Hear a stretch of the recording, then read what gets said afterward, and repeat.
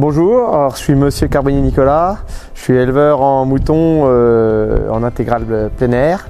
Je travaille en berger itinérant l'hiver avec en particulier un céréalier.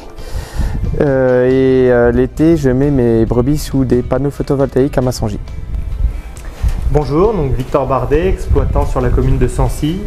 J'exploite 150 hectares, 5 hectares de vignes Chablis, Petit Chablis sur la commune de Préhy et 145 hectares de grandes cultures. Alors ça s'organise que vu que je suis berger itinérant, il me faut du pâturage l'hiver pour mes moutons. Alors j'ai commencé à chercher des céréaliers qui avaient un petit peu de pâturage à faire manger et vu que je connais un peu Victor, on a commencé à en parler et ça fait 2 ans qu'on le fait maintenant. Oui, donc voilà, moi je travaille en rotation sur 3 ans. Donc je fais 2 céréales et une culture de printemps, ma tête d'assolement. Et pour cette culture de printemps, j'implante un couvert végétal. Et plutôt que de le broyer mécaniquement l'hiver, on a trouvé un intérêt, c'était de le faire pâturer par les moutons. Moi, ça me réduit mon travail et du sol, et de mécanisation, et on peut faire pâturer des brebis. Donc tous les ans, moi derrière mon orge d'hiver, j'implante un couvert, je le mène comme une culture, vraiment comme une culture à part entière. On sème un couvert, on travaille un petit peu le sol, on sème donc un mélange assez varié en radis, vesses, différents types de trèfles, un petit peu de graminées, surtout les repousses d'orge d'hiver. Et ça c'est semé en général dans le mois d'août. Et 2-3 mois plus tard, aux alentours de mi-novembre, le couvert est assez développé et on peut introduire les moutons. Donc arrivé à cette période, je vais venir déposer mes moutons dans son couvert en faisant des parcs d'environ de 6-7 hectares où c'est que je vais faire du surpâturage entre 25 et 30 brebis hectares. Et après, il faut vraiment que les brebis, quand je change de parc, que les brebis ils aient tout mangé pour le céréalier pour que ça soit plus facile à retravailler le sol après. Marie Mauchaussé, donc conseillère au vin à coopérative Alizé.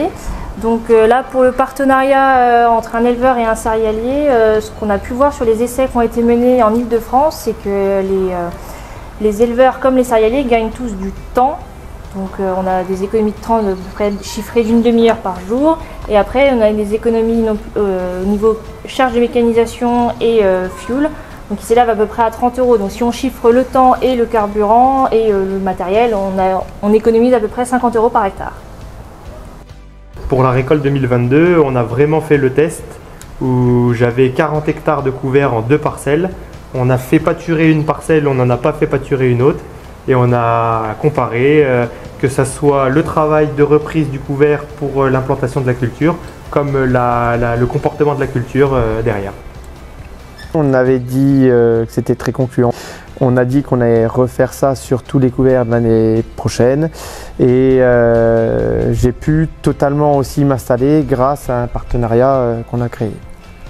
Avec la sécheresse qu'on a aussi en ce moment, les prairies ne partent pas forcément très bien en septembre pour refaire un petit peu de matière à pâturer pour les brebis. Donc moi ça me fait de la végétation assez verte pour les brebis pour faire manger l'hiver. Faire moins de foin du coup l'été pour donner à manger l'hiver aux brebis. Il y a au niveau aussi parasitisme des brebis, vu qu'ils changent pas mal de parcelles souvent, on a moins tendance à les déparasiter et ils chopent un petit peu moins de parasites.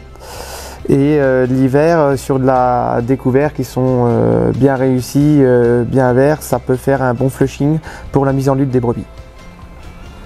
Et ça me permet aussi de ne pas avoir de bâtiment. On a aussi tout ce qui est apport fertilisation azotée, donc on constate à peu près 6 unités d'azote en plus sur les parcelles pour la culture suivante. Donc oui, ça répond complètement à nos attentes, les résultats sont probants. Moi en tant que céréalier, je passe moins de temps dans les champs à travailler et il y a un intérêt, que ce soit au niveau du céréalier ou de l'éleveur, c'est une entente mutuelle, chacun y trouve son compte et ça nous permet vraiment de réintégrer l'ovin sur nos structures 100% céréalières. Et pour la suite, je pense qu'on va poursuivre et on peut encore innover, réfléchir pour l'avenir.